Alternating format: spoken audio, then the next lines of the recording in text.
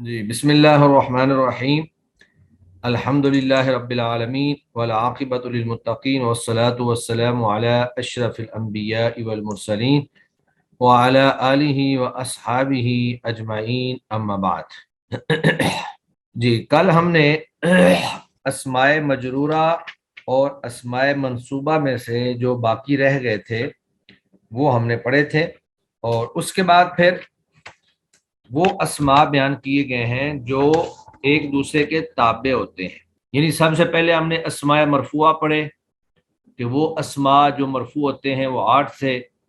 اس کے بعد جو ہے وہ اسماء منصوبہ پڑھے، وہ 12 ہیں ٹوٹل، اور اس کے بعد اسماء مجرورہ جو کہ 2 ہیں۔ اب بعض اس میں سے ہوتے ہیں کہ وہ کسی دوسرے اسم کے تابع ہو کر آتے ہیں، یعنی جو اعراب ان سے پہلے اسم کا ہوتا ہے بالکل وہی اعراب ان اسماء کا بھی ہوتا ہے۔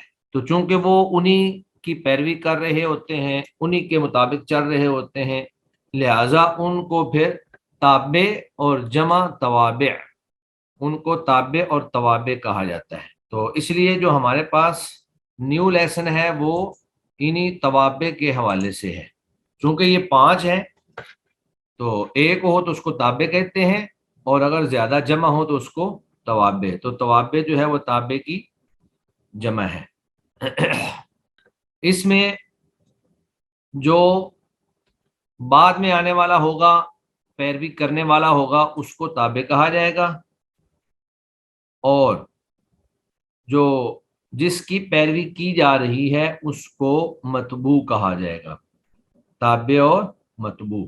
تو توابع جو ہے یہ تابع کی جمع ہے، جس کا معنی ہے پیروی کرنے والا یا اتباع کرنے والا، کسی کے پیچھے آنے والا، کسی کے نقش قدم پر چلنے والا۔ تو یہ لفظ بہت سارا استعمال ہوتا ہے کہ جی ہم تو فلاں کے متبع ہیں، متبعین ہیں، پیروکار ہیں، ہم تو ان کی بات کو مانتے ہیں۔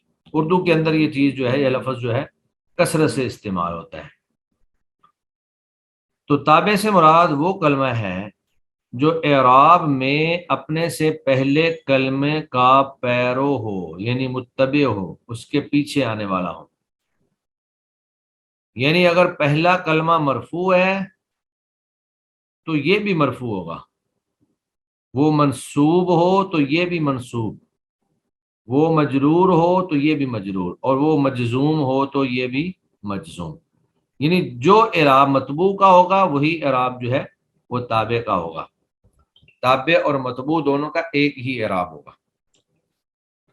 تو اس میں پہلے کلمے کو مطبوع اور دوسرے کو تابع کہتے ہیں۔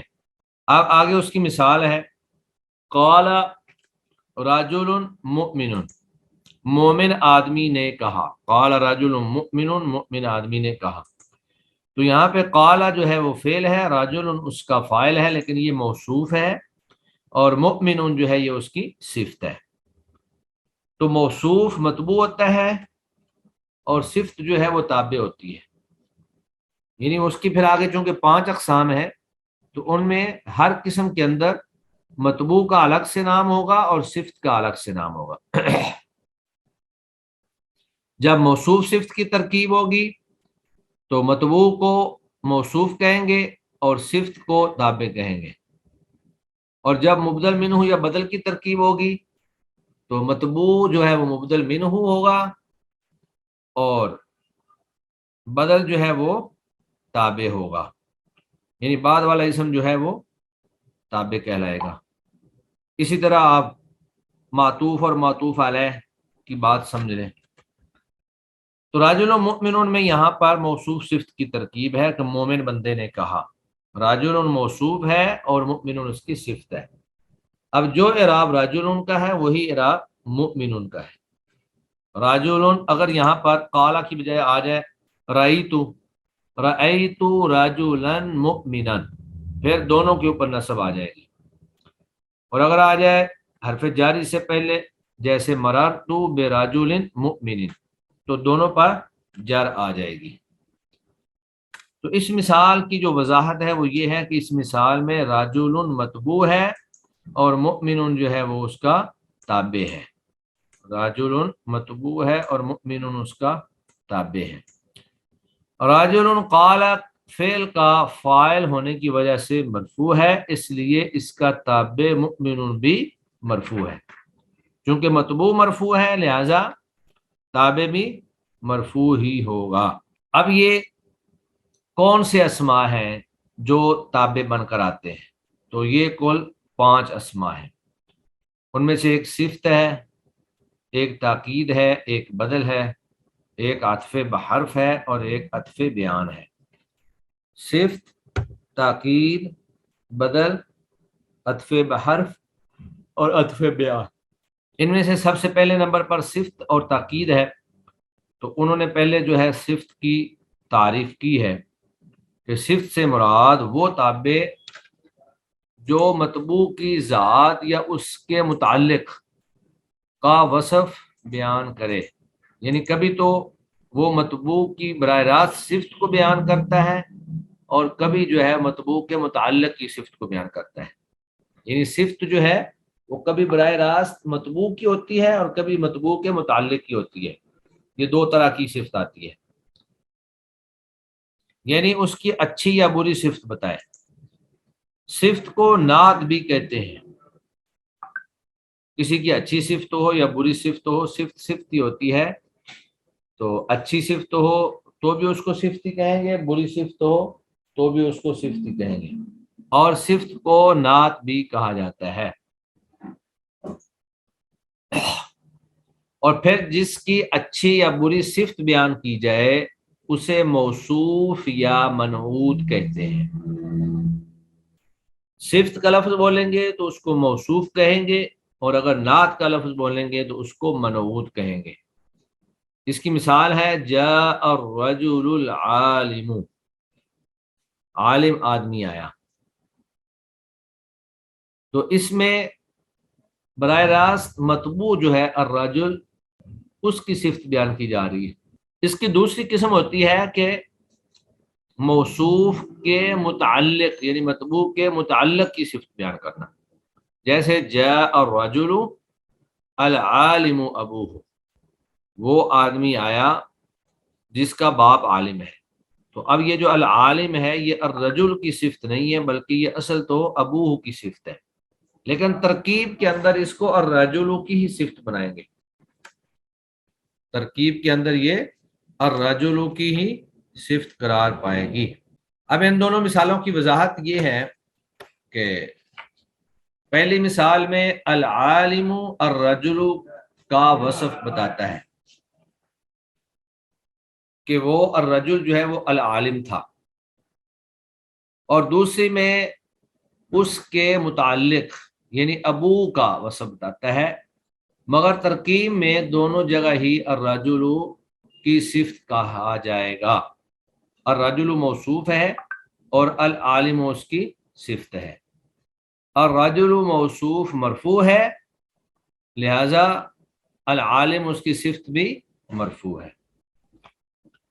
اب اس میں جو پہلی قسم ہے جس میں براہ راست موصوف کی صفت کو بیان کیا گیا ہے، حالت کو بیان کیا گیا ہے، اس کو کہتے ہیں صفت حقیقی، اور جس میں اس کے متعلق کی صفت کو بیان کیا جائے اس کو کہتے ہیں صفت سببی۔ تو پہلی قسم گویا کہ صفت حقیقی ہو گئی، اور دوسری جو ہے وہ صفت سببی ہو گئی۔ اب اس میں جو صفت حقیقی ہے وہ 4 چیزوں میں موصوف کے مطابق ہوتی ہے، جبکہ جو صفت سببی ہے وہ 2 چیزوں میں موصوف کے مطابق ہوتی ہے۔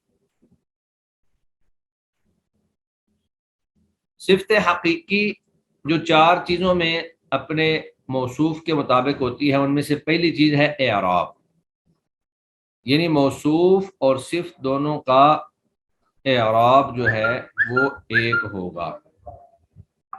یہ ہے اعراب۔ موصوف اگر مرفوع ہے تو یہ صفت بھی مرفوع ہے، موصوف منصوب ہے تو صفت بھی منصوب ہے، موصوف مجرور ہے تو صفت بھی مجرور ہے۔ اور دوسری چیز جو ہے وہ ہے تذکیر و تانیث۔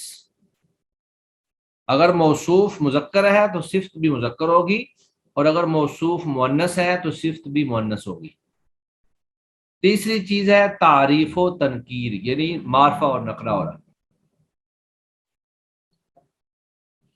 اگر موصوف معرفہ ہے تو اس کی صفت جو ہے وہ بھی معرفہ ہی ہوگی، اور اگر موصوف نکرہ ہے تو اس کی صفت جو ہے وہ بھی نکرہ ہوگی۔ جیسے اوپر ہم نے مثال پڑھی نا، جاء الرجل العالم، تو اگر یہ نکرہ ہوتا نا جاء رجل، تو پھر العالم صفت نہیں آنی تھی، پھر ہونی تھی عالم، جاء رجل عالم، جاء رجل عالم۔ اور تیسری چیز ہے افراد، مفرد، تثنیہ اور جمع، یعنی عدد میں ان کا موافق ہونا ضروری ہے۔ اگر موصوف واحد ہے جیسے جاء رجل، تو صفت بھی واحد ہوگی عالم، جاء رجل عالم۔ اور اگر تثنیہ ہے موصوف تو صفت بھی تثنیہ ہوگی، جاء رجلان عالمان۔ اور اگر جمع ہے تو پھر جاء رجال عالمون، جمع کا صیغہ آ جائے گا۔ تو ان چار چیزوں میں، یعنی اعراب میں، تذکیر و تانیث میں، تعریف و تنکیر میں، اور عدد میں، مفرد، تثنیہ اور جمع میں، صفت حقیقی جو ہے اپنے مطبوع کے تابع ہوتی ہے، جیسے جاء رجل عالم۔ یہ تھا صفت حقیقی کے بارے میں۔ دوسرا ہے صفت سببی، جو کہ براہ راست مطبوع کی نہیں ہوتی بلکہ مطبوع کے متعلق کی ہوتی ہے، جیسے جاء الرجل العالم ابوہ، وہ مرد آیا جس کا باپ عالم ہے۔ تو اب وہ خود تو عالم نہیں لیکن اس کا باپ عالم ہے، تو وہ گویا کہ اسی سے ہی متعلق ہے۔ تو صفت سببی کا صرف اعراب اور تعریف و تنکیر میں مطبوع کے مطابق ہونا ضروری ہے، یعنی صفت سببی دو چیزوں میں صرف مطبوع کے مطابق ہوگی، ایک اعراب میں اور دوسرا معرفہ اور نکرہ ہونے میں۔ مذکر مؤنث میں یا واحد تثنیہ جمع ہونے میں اس کا اپنے مطبوع کے موافق ہونا ضروری نہیں ہے۔ جیسے جاءت المرأۃ، وہ عورت آئی، العالم زوجہا، جس کا خاوند عالم ہے۔ اب المرأۃ موصوف جو ہے یہ عورت ہے، لیکن العالم یہ اس کی جو صفت ہے یہ مذکر ہے، اس میں المرأۃ موصوف اور العالم صفت سببی ہے، تو اس کو کہتے ہیں صفت سببی۔ تو گویا کہ صفت کے بارے میں ہم نے یہ بات پڑھی کہ صفت وہ اسم ہوتا ہے جو کسی کی اچھائی یا برائی کو بیان کرے، اور صفت کا اعراب وہی ہوگا جو موصوف کا ہوگا۔ پھر آگے صفت کی دو قسمیں ہیں، ایک صفت حقیقی ہوتی ہے جو چار چیزوں میں اپنے موصوف کے مطابق ہوتی ہے، اعراب میں، مذکر مؤنث ہونے میں، معرفہ اور نکرہ ہونے میں، مفرد تثنیہ جمع ہونے میں۔ اور دوسری صفت جو ہے وہ مطبوع یا موصوف کے متعلق کی ہوتی ہے، وہ دو چیزوں میں اپنے موصوف کے مطابق ہوتی ہے، اعراب میں اور اس کے ساتھ ساتھ معرفہ اور نکرہ میں۔ اس کے بعد توابع میں سے جو دوسری چیز ہے وہ ہے تاکید۔ تاکید کا لفظ ہم اردو میں بھی استعمال کرتے ہیں، کہتے ہیں جی ذرا یہ نا کام، یہ بات ذرا تاکید سے کرنا، یا یہ کام ذرا تاکید سے کرنا۔ تاکید کا معنی ہوتا ہے کسی چیز میں پختگی پیدا کرنا، کسی چیز کو پختہ کرنا۔ تو تاکید سے مراد وہ تابع ہوگا جو مطبوع کے معنی کو پختہ اور ثابت کرنے کے لیے یا اس کے افراد کے عموم و شمول کے لیے لایا جائے۔ عموم کا مطلب ہے عام، یعنی اس معنی کو عام کر دیا جائے کہ سارے کے سارے افراد جو ہیں وہ آ گئے۔ شمول کا معنی بھی ہے اس کو شامل کر دینا، جیسے کلہم، کلہم کا لفظ ہوتا ہے سب کے سب۔ تو تاکید سے مراد وہ تابع ہے جو مطبوع کے معنی کو ثابت اور پختہ کرنے کے لیے آئے یا اس کے افراد کے عموم و شمول کے لیے لایا جائے، یعنی یا تو وہ مطبوع کے معنی کو پختہ اور ثابت کر رہا ہو، یا پھر وہ اس کے افراد کو عموم، عام طور پر، اور اس طرح اس کو اس معنی میں یا حکم میں شامل کرنے کے لیے لایا جا رہا۔ اس کی مثال ہے حادثنی الوزیر نفسہ، بات کی، حادثہ یحادث یہاں حادثے سے نہیں ہے، یہ محادثہ یعنی گفتگو کرنے سے ہے۔ تو مجھ سے وزیر نے نفسہ بذات خود گفتگو کی۔ ایک بات تھی کہ آپ صرف اتنا کہہ دیں حادثنی الوزیر، مجھ سے وزیر نے بات کی، تو اب آپ اس میں تاکید پیدا کرنا چاہتے ہیں تو وہ یہ تاکید پیدا ہوگی کہ نفسہ بذات خود،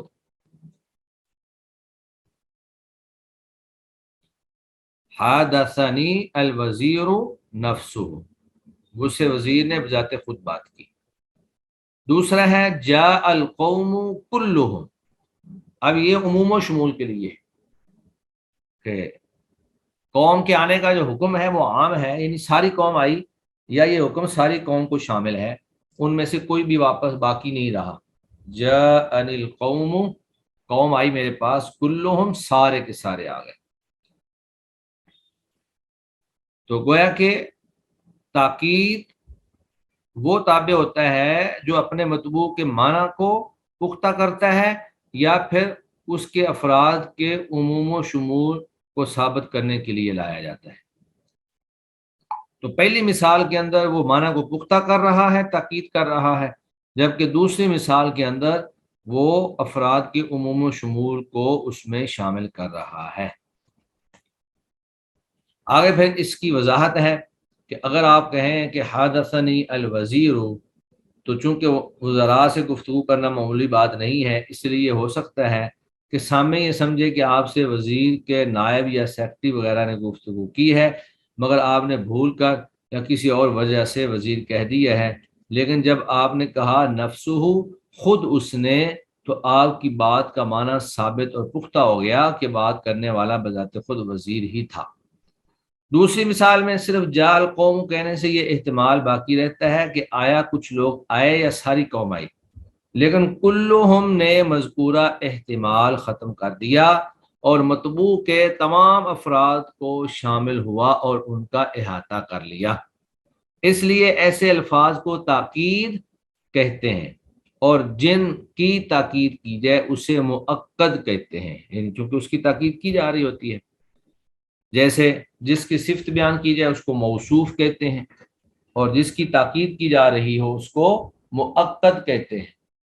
تو مذکورہ مثال میں نفسہ اور کلہم یہ دونوں تاکید ہیں، اور الوزیر اور القوم یہ دونوں مؤکد ہے۔ یعنی پہلی مثال کے اندر نفسہ تاکید ہے اور الوزیر جو ہے وہ مؤکد ہے، اور دوسری مثال کے اندر القوم جو ہے وہ مؤکد ہے اور کلہم اس کی تاکید ہے۔ الوزیر اور القوم مؤکد دونوں مرفوع ہے، اس لیے نفسہ اور کلہم یہ دونوں تاکید بھی مرفوع ہے۔ آگے پھر تاکید کی کچھ اقسام ہیں۔ بعض دفعہ جو تاکید آتی ہے وہ لفظی آتی ہے، اور بسا اوقات جو ہے وہ معنوی آ جاتی ہے۔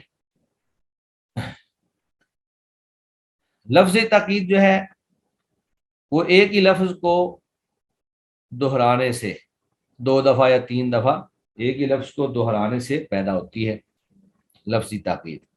وہ تاکید جو اسی لفظ کو کے دہرانے سے حاصل ہو، یعنی تاکید کی غرض سے مؤکد کلمے یا جملے ہی کو دہرا دیا جائے، جیسے رأیت الحیۃ الحیۃ، میں نے سانپ دیکھا، یعنی سانپ کی تاکید کے لیے آپ نے سانپ کا لفظ دو دفعہ بول دیا۔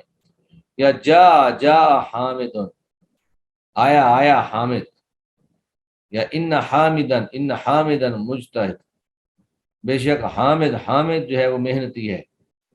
الصلاۃ نور، نماز روشنی ہے، نور ہے۔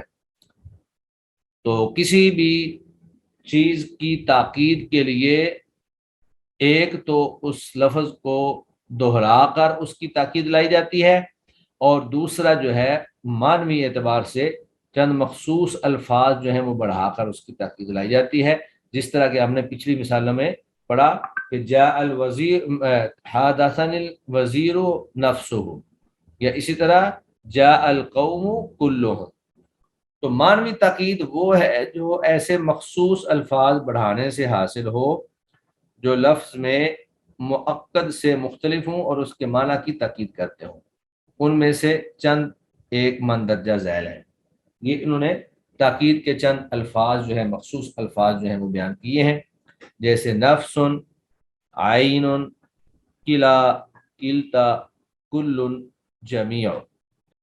یہ سب الفاظ ضمیر کی طرف مضاف ہو کر استعمال ہوتے ہیں۔ جیسے آگے مثالیں آ رہی ہیں، مثالوں سے اندازہ ہو جائے گا کہ یہ ضمیر کی طرف کیسے استعمال ہوتے ہیں، مضاف ہوتے ہیں۔ ان میں سے پہلے دو جو ہیں نفس اور عین، جیسے جاءنی خالد نفسہ، میرے پاس خالد آیا بذات خود۔ اسی طرح جاءنی خالد عینہ، میرے پاس خالد آیا بذات خود۔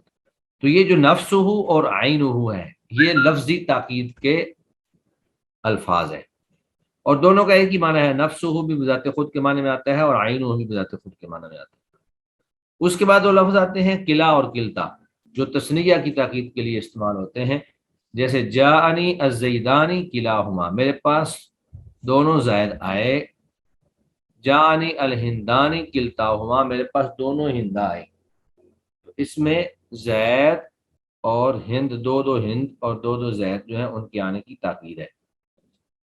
اور تیسرا ہے کل جمیع، جیسے اقبل الضیوف کلہم، مہمان آئے کلہم سب کے سب، یا حضر التلامید جمیعہم، تمام کے تمام طلبہ جو ہیں وہ حاضر ہیں۔ قرأت الکتاب کلہ، میں نے ساری کی ساری کتاب جو ہے وہ پڑھ لی ہے۔ تو یہ وہ الفاظ ہیں جو تاکید کے لیے آتے ہیں، اور یہ تاکید لفظی ہے۔ معنوی تاکید جو ہے یہ معنوی ہے، اور لفظی تاکید جو ہے وہ لفظوں کو ڈبل کرنے سے۔ اس کے بعد چند ایک سوالات ہیں جو ہمارے اسی لیسن سے متعلق ہیں، جن میں سے سب سے پہلا سوال یہ ہے کہ صفت اور موصوف کی تعریف کر کے صفت کی قسمیں بیان کریں۔ تو صفت اور موصوف کی ہم نے تعریف ابھی پڑھی ہے۔ صفت سے مراد وہ اسم ہے جو اپنے موصوف کی اچھی یا بری حالت کو بیان کرے، اور موصوف وہ ہوتا ہے جس کی اچھی یا بری حالت کو بیان کیا جائے۔ اور پھر اس کی دو اقسام اس طرح تھیں کہ ایک صفت جو ہے وہ موصوف کی حالت کو بیان کرتی ہے، اور ایک صفت جو ہے وہ موصوف کے متعلق کی حالت کو بیان کرتی ہے۔ اگر موصوف کی حالت کو بیان کرے تو اس کو صفت حقیقی کہتے ہیں، اور اگر اس کے متعلق کی حالت کو بیان کرے تو اس کو صفت سببی کہتے ہیں۔ اس کے بعد دوسرا ہے صفت حقیقی کتنی چیزوں میں اپنے مطبوع کے تابع ہوتی ہے۔ تو صفت حقیقی جو ہے وہ 4 چیزوں میں اپنے مطبوع کے مطابق ہوتی ہے: اعراب کے اندر، تذکیر و تانیث کے اندر، معرفہ اور نقرہ کے اندر، اور مفرد، تثنیہ اور جمع کے اندر۔ تاکید کی تعریف کر کے اس کی قسمیں مثالوں سمیت بیان کریں۔ تو تاکید کی تعریف یہ ہے کہ اس سے مراد وہ تابع ہے جو کسی معنی کو پختہ اور ثابت کرنے کے لیے یا اس کے افراد کے عموم و شمول کے لیے لایا جاتا ہے۔ اور اس کی مثالیں آپ نے دیکھی کہ جاء القوم کلہم، حدثنی الوزیر نفسہ۔ اس کے بعد انہوں نے بریکٹوں کے اندر کچھ خالی جگہ پر کرنی ہے۔ قوسین میں دیے گئے الفاظ میں سے مناسب لفظ سے خالی جگہ پر کریں۔ نمبر 1، جو صفت اپنے مطبوع کے متعلق کا وصف بتائے اسے صفت سببی کہتے ہیں، وہ حقیقی نہیں ہوتی، وہ سببی ہوتی ہے۔ جو تاکید اسی لفظ کو دہرانے سے حاصل ہو اسے تاکید لفظی کہتے ہیں، جیسے رأیت الحیۃ حیۃ۔ صفت ڈیش اعراب اور تعریف و تنکیر میں مطبوع کے تابع ہوتی ہے۔ تو یہاں پہ صفت سببی مراد ہے جو اعراب اور معرفہ نقرہ میں مطبوع کے تابع ہوتی ہے۔ جو صفت حقیقی ہوتی ہے وہ 4 چیزوں میں ہوتی ہے۔ تاکید کے مطبوع کو مؤکد کہتے ہیں، اور جاء خالد نفسہ میں نفسہ جو ہے یہ تاکید ہونے کی وجہ سے مرفوع ہے۔ اس کے بعد پھر آگے انہوں نے کچھ جملے جو ہیں وہ بیان کیے ہیں۔ مندرجہ ذیل جملوں میں موصوف صفت اور مؤکد تاکید کی نشاندہی کریں۔ من درجہ ذیل جملوں میں موصوف صفت اور مؤکد تاکید کی نشاندہی کریں. جی ھذا عمل نافع، یہ نفع بخش عمل ہے. تو یہ موصوف صفت ہے، عمل کی صفت بیان ہو رہی ہے کہ وہ نافع ہے، نفع بخش ہے. الحق واضح، الحق واضح، حق واضح ہے، حق واضح ہے. یہ موقت تاکید ہے کیونکہ یہاں پر، اور یہ تاکید بھی تاکید لفظی ہے کیونکہ ایک ہی جملے کو دو بار دہرایا گیا ہے. آگے ہے ھذا منزل ضیق، یہ گھر تنگ ہے. تو منزل یہ موصوف ہے، ضیق اس کی صفت ہے، یہ موصوف صفت ہے. آگے الملک کلہ للہ، ساری کی ساری بادشاہی اللہ کے لیے.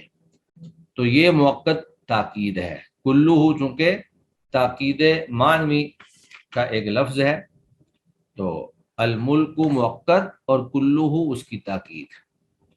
حامد ولد صالح، ولد موصوف، صالح اس کی صفت، یہ موصوف صفت ہے. اطیع والدیک کلیہما، تو اپنے دونوں والدین کی اطاعت کا. تو یہاں کلیہما جو ہے یہ تاکید معنوی کا لفظ ہے اور والدی کا مؤکد ہے اور کلیہما اس کی تاکید ہے. کتب کتب حامد، لکھا لکھا حامد نے، تو یہ تاکید لفظی ہے. اور حضر الطلاب جمیعہم، سارے کے سارے طالب علم حاضر ہو گئے. تو یہاں پہ الطلاب مؤکد ہے اور جمیعہم اس کی تاکید ہے. ھذا طالب حسن خلقہ، یہ طالب علم جو ہے اس کا اخلاق اچھا ہے، یہ بھی موصوف صفت ہے. طالب موصوف ہے اور حسن خلقہ یہ اس کی صفت ہے. آگے ہے ان زیدن، ان زیدن عالم، بے شک زید عالم ہے. تو یہ تاکید لفظی ہے کیونکہ ان زیدن یہ جو ہے دو بار آیا ہے، اس کو دہرانے سے، اس کے تکرار سے اس کی تاکید آئی ہے. اور اس کے بعد 8واں جو ہمارے پاس کوشچن ہے وہ ہے درج ذیل جملوں میں سے ملون کلمات کے اعراب کی وجہ بیان کریں. یعنی جو کلر اور رنگین کلمات ہیں ان کی وجہ اعراب بیان کرنی ہے. سب سے پہلے ہے محمد شیخ وقور، محمد جو ہیں وہ باوقار شیخ ہیں. تو اب وقور جو ہے اس کی وجہ اعراب یہ ہے کہ یہ شیخ کی صفت ہے اور شیخ کا جو اعراب ہے موصوف کا وہی اعراب صفت کا ہوتا ہے. النوم الکثیر مضیعۃ للوقت، زیادہ نیند جو ہے وہ وقت کا ضیاع ہے. تو یہاں پہ النوم الکثیر یہ موصوف صفت ہے. تو الکثیر کا اعراب بھی النوم والا ہی ہے، جو اعراب موصوف کا ہے وہی اعراب صفت کا ہے. دخلنا البیت عینہ، ہم گھر میں داخل ہوئے، بالکل گھر میں. عینہ جو یہ البیت جو ہے یہ اس کی صفت ہے اور یہ نہیں تاکید ہے، اور تاکید بھی ہے تاکید معنوی، عینہ عین لفظ کے ساتھ آئی ہے. اور اس کے بعد آگے ہے کان الناس کلہم یتسابقون، سارے کے سارے لوگ جو ہیں وہ مقابلہ کر رہے تھے. تو الناس یہ مؤکد ہے اور کلہم یہ اس کی تاکید ہے. تو جو اعراب مؤکد کا ہوتا ہے وہی اعراب تاکید کا ہوتا ہے. آگے تفتحت زہرتان جمیلتان، دو خوبصورت پھول جو ہیں وہ کھلے. تو یہاں زہرتان موصوف ہے اور جمیلتان یہ اس کی صفت ہے. آگے الخلق الفاضل زینت للشاب المسلم، اچھا اخلاق مسلمان نوجوان کی خوبصورتی ہے. تو الخلق جو ہے یہ موصوف ہے اور الفاضل اس کی صفت ہے. تو جو اعراب موصوف کا ہوتا ہے وہی اعراب صفت کا ہوتا ہے. اس کے بعد آگے ہیں قادم الضیوف جمیعہم، سارے کے سارے مہمان آ گئے. تو الضیوف یہ مؤکد اور جمیعہم یہ اس کی تاکید. آگے الوالدان کلاہما مسئولان عن تربیت الاولاد، والدین دونوں کے دونوں مسئول ہیں اولاد کی تربیت کے، تو الوالدان یہ موقد ہے اور کلاہما یہ ان کی تاکید ہے۔ تو آج کا ہمارا لیسن یہی تک ہی ہے۔ ہم نے پہلے پڑھا کہ کچھ اسماء ایسے ہوتے ہیں جو دیگر اسماء کے پیچھے آتے ہیں، اور پھر ان کا بھی اعراب وہی ہوتا ہے جو مطبوع اور ان سے پہلے آنے والے اسماء کا ہوتا ہے، اور ان کی 5 قسمیں ہیں: صفت، تاکید، بدل، عطف بحرف، عطف بیان۔ تو آج ہم نے ان میں سے صرف 2 چیزیں، صفت اور تاکید جو ہے ان کو پڑھا ہے۔ باقی انشاءاللہ اگر موقع ملا تو نیکسٹ جو ہمارا سیمیسٹر ہوگا شاید اس میں ہم پڑھ پائیں گے۔ چلیں جی، سبحانک اللہم و بحمدک، اشہد ان لا الہ الا انت، استغفرک و اتوب الیک۔ السلام علیکم ورحمۃ اللہ وبرکاتہ۔